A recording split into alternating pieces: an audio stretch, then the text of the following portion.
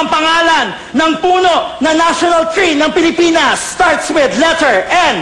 Ray. Niyog. Hindi. Matigas to. Matigas. Niyug.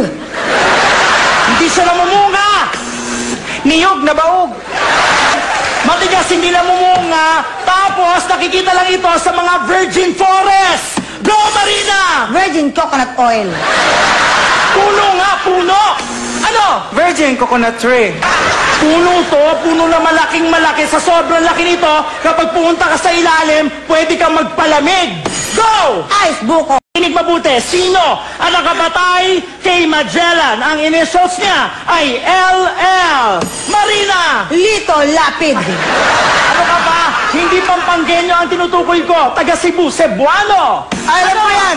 Leto, lapid. Ano ba? Inuulit-ulit ang pangalan ng taong ito. Inuulit-ulit. Go! Leto, Lapid, Lapid. Maikli lang yung pangalan niya para nickname lang. Go! Lot-lot. Nung pinatay nila si Magellan, marami siyang kasama. Lot and friends. Loka kayo? The correct answer is Lapu-Lapu. Ah, Lapu-Lapu and friends. Ang ibon na to ay ang national bird din ng Pilipinas. Starts with letter M. Ray. Manok. Hindi. M ang simula, A ang dulo. Ano? Manoka. Kulay brown ito. Kulay brown. Ano? Litson manoka. Hindi. Ano ka ba? Brown ito na maliit na maliit. Go! Chicken cubes. Maliit na brown na may pakpak. Chicken cube with wings. At kailan pa nilagay sa pantry ang chicken cube? National bird ng Pilipinas. Ang sagot ay manok na bata.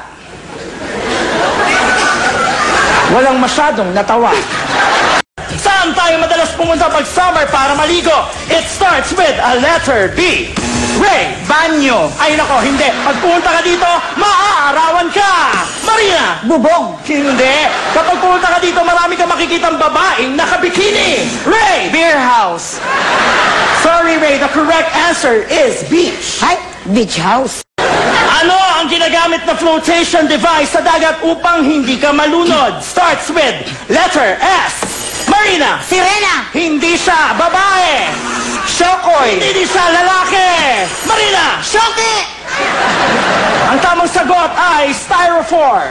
Hello? Salbabido kaya yun. Alam mo pala, bakit hindi mo sinagot? Eh di sana sinabi mo sa, hindi S. O nga.